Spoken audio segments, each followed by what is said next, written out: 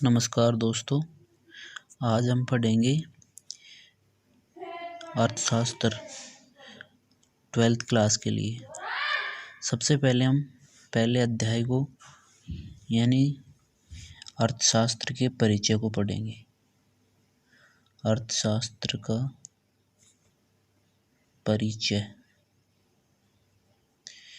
इस लेसन के अंदर कोविड-19 के कारण 2-4 टॉपिक हटा दिए गए हैं, जैसे कि उत्पादन संभावना वक्र, उत्पादन संभावना वक्र, अवसर लागत व सीमांत अवसर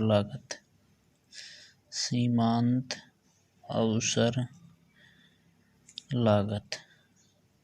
कोविड-19 के कारण 12th क्लास में हर सब्जेक्ट में 40% सिलेबस कम किया गया है, जिसमें पहले अध्याय में अर्थशास्त्र में ये 3 टॉपिक हटाए गए हैं। इसके बाद हम पढ़ेंगे अर्थशास्त्र के परिचय के बारे में। सबसे पहले हम इसकी परिभाषा पढ़ेंगे। परिभाषा।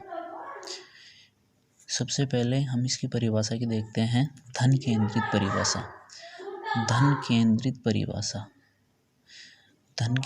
परिभाषा यानी ये धन केंद्रित परिभाषा किसने दी थी, ये देखते हैं। ये दी थी एडम स्मिथ ने। किसने दी थी? एडम स्मिथ ने। एडम स्मिथ ये कौन थे? ये अर्थशास्त्र के जनक भी माने जाते हैं। आधुनिक अर्थशास्त्र के जनक कौन है? एडम स्मिथ है। इनकी एक पुस्तक थी वेल्थ ऑफ नेशंस।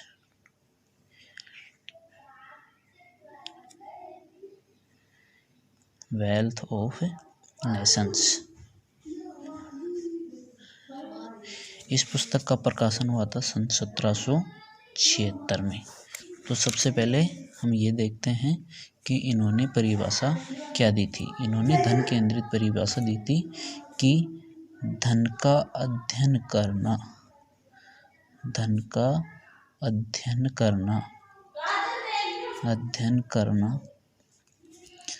अर्थशास्त्र कहलाता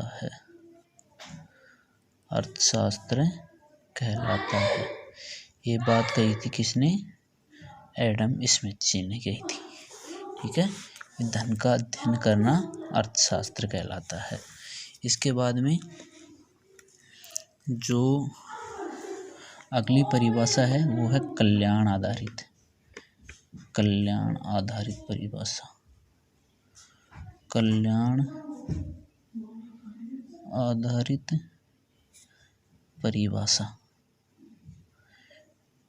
आधारित परिभाषा ये दी गई थी प्रोफेसर एल्फ्रेड मार्शल के द्वारा। प्रोफेसर एल्फ्रेड मार्शल ने कहा था कि आर्थिक कल्याण का अध्ययन करना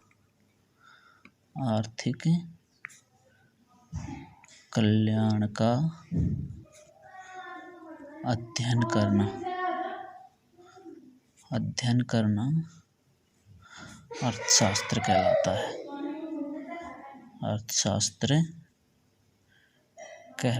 है। ये कही थी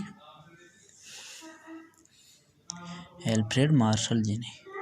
ठीक है, इन्होंने कहा था कि आर्थिक कल्याण का अध्ययन करना अर्थशास्त्र कहलाता है। तो ऐसे 2 परिभाषाएं। तो बच्चों सीधे परिभाषाएं पूछ ली जाती है कि धन केंद्रित परिभाषा किसने दी थी, तो ये एडम स्मिथ जी ने दी थी। इन्होंने कहा था कि धन का अध्ययन करना अर्थशास्त्र कहलाता है। और कल्याण आधारित परिभाषा दी थी एल्फ्रेड मार्शल जी ने। इन्होंने कहा था कि आर्थिक कल्याण का अध्ययन करना अर्थशास्त्र कहलाता है। ठीक है, इसके बाद में हम एक पेगु ने भी दी थी। वैसे तो पेगु ने कहा था कि इन्होंने भी कल्याण आधारित ही दी थी कि भौतिक कल्याण का अध्ययन करना अर्थशास्त्र कहलाता है। ये पेगु जी ने दी थी, लेकिन उसको हम यहाँ नहीं देखते हैं। ठीक है, आगे हम देखते हैं आवश्यकता विहीन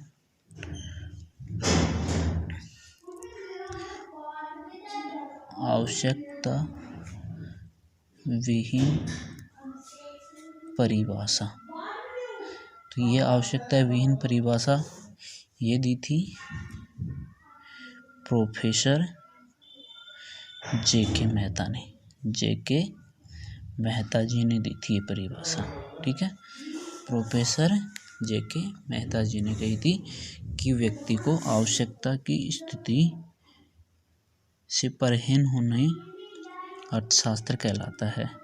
कि यदि व्यक्ति आवश्यकताओं की स्थिति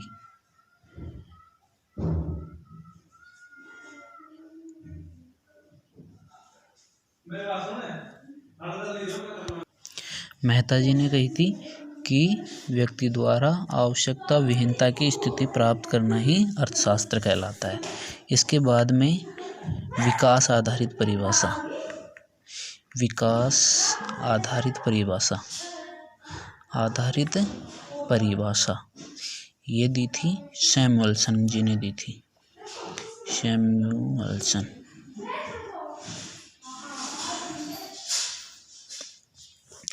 इन्होंने कहा था कि इन्होंने विकास आधारित परिभाषा दी थी। इन्होंने कहा था आर्थिक क्रियाओं का गत्यात्मक आर्थिक क्रियाओं का या आर्थिक विधियों का गत्यात्मक विश्लेषण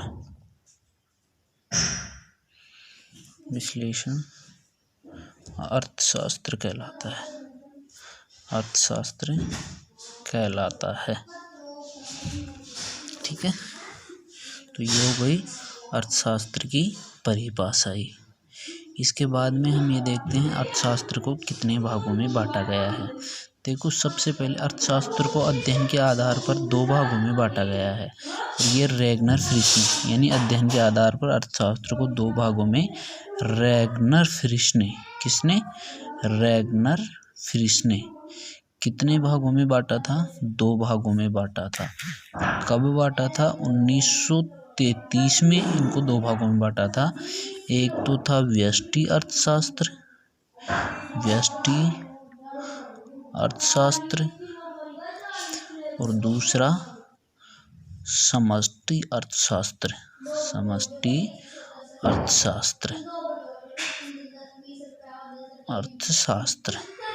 यानी एक व्यष्टि अर्थशास्त्र और एक समष्टि अर्थशास्त्र। इसको इंग्लिश में कहते हैं माइक्रो इकोनॉमिक्स और इसको कहते हैं मैक्रो इकोनॉमिक्स।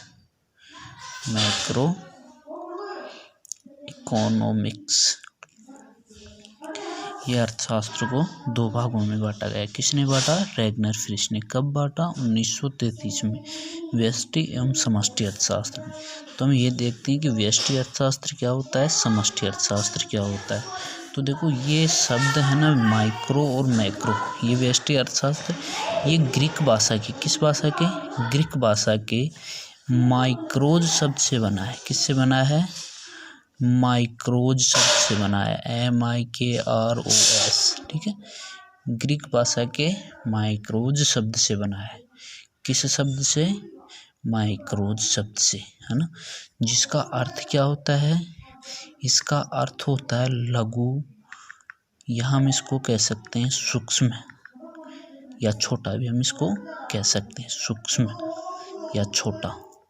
तो माइक्रो अर्थशास्त्र को ग्रीक भाषा के किस शब्द से बना है? माइक्रोज से बना है, जिसका अर्थ क्या होता है? लघु, सूक्ष्म या आप इसको छोटा भी कह सकते हैं। वैसे ही समष्टि अर्थशास्त्र भी ग्रीक भाषा के, किस भाषा के? ग्रीक भाषा के मैक्रोज शब्द से बना है। किससे बना है? मैक्रोज शब्द से बना है। मैक्रोज MAKROS मैक्रोज शब्द से बना है, इसका भी अर्थ क्या होता है? इसका अर्थ होता है बड़ा या बृहत या विशाल भी आप इसको कह सकते हैं। ठीक है, तो हम सामान्यतः देखते हैं कि माइक्रो इकोनॉमिक्स में तो छोटी छोटी इकाइयों का अध्ययन करते हैं, यानी छोटी इकाइयों का अध्ययन करते हैं, व्यक्तिगत इकाइयों का अध्ययन करते हैं, इसलिए इसको तो लघु सूक्ष्म या इसका अध्ययन छोटा है, इसलिए इसको माइक्रो इकोनॉमिक्स कहते हैं। और मैक्रो में क्या होता है, इसमें सभी इकाइयों को एक साथ कर अर्थात बड़े रूप में अध्ययन किया जाता है, जैसे कि राष्ट्रीय आय के बारे में देखें, है ना, रोजगार, ये सभी पूरे देश की स्थिति होती है। और जैसे व्यक्तिगत मांग, और ये तो समष्टि अर्थशास्त्र में व्यष्टि अर्थशास्त्र में देखते हैं। जैसे अगर इसकी बात करें, नंबर 2 पे इसकी बात करें, नंबर 1 ये हो गया, नंबर 2 पे इसकी बात करें, इसमें यानी व्यष्टि अर्थशास्त्र में व्यक्तिगत इकाइयों का अध्ययन किया जाता है। किसका? व्यक्तिगत इकाइयों का अध्ययन किया जाता है, व्यक्तिगत इकाइयों का अध्ययन होता है इसमें, ठीक है। जिस छोटी छोटी इकाइयों का अध्ययन, जैसे कि एक व्यक्ति की मांग है, पूर्ति है, ठीक है, एक उत्पादक है, लागत है इसकी वस्तु की, ये सभी किस में आती है? व्यष्टि अर्थशास्त्र में पढ़ते हैं, ठीक है। जबकि समष्टि अर्थशास्त्र में समग्र इकाइयों का या समूहों का अध्ययन किया जाता है, यानी समष्टि में क्या किया जाता है? समष्टि में समूहों या समग्र इकाइयों का अध्ययन किया जाता है, समग्र इकाइयों का अध्ययन किया जाता है, अध्ययन किया जाता है।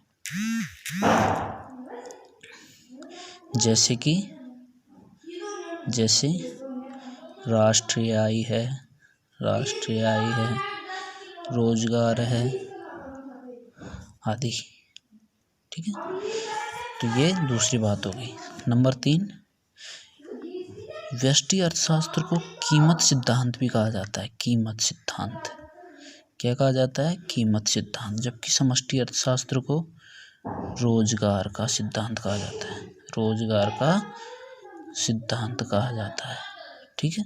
रोजगार या राष्ट्रीय आय का सिद्धांत भी आप इसको कह सकते हैं, राष्ट्रीय आय का सिद्धांत, राष्ट्रीय आय का सिद्धांत, ठीक है।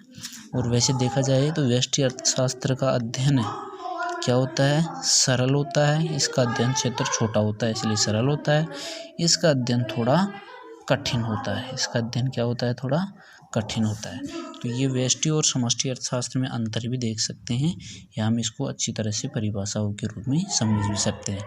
दोबारा से देखते हैं हम। सबसे पहले हम कि अर्थशास्त्र को 2 भागों में बांटा गया। कब? सन 1933 में। किसने बांटा? रैगनर फ्रिश ने बांटा, ठीक है। कौन कौन से भागों में? व्यष्टि अर्थशास्त्र और समष्टि अर्थशास्त्र, ठीक है। व्यष्टि अर्थशास्त्र को अंग्रेजी में माइक्रो इकोनॉमिक्स कहते हैं, समष्टि को मैक्रो कहते हैं।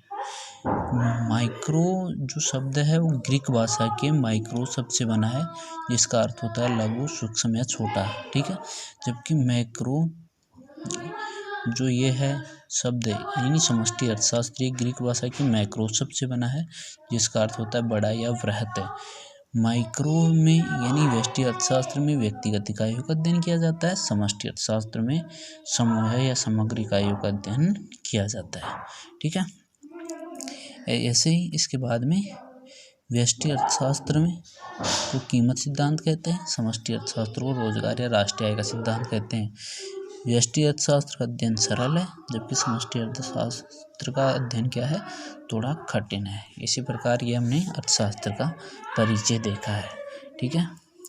आगे भी आपको अगर वीडियो चाहिए अर्थशास्त्र संबंधी तो पेज को सब्सक्राइब ज़रूर करना और लाइक ज़रूर करना। हमारे चैनल को सब्सक्राइब करोगे तो आपको अच्छी वीडियो क्वालिटी वाले आगे भी वीडियो मिलते रहेंगे। धन्यवाद।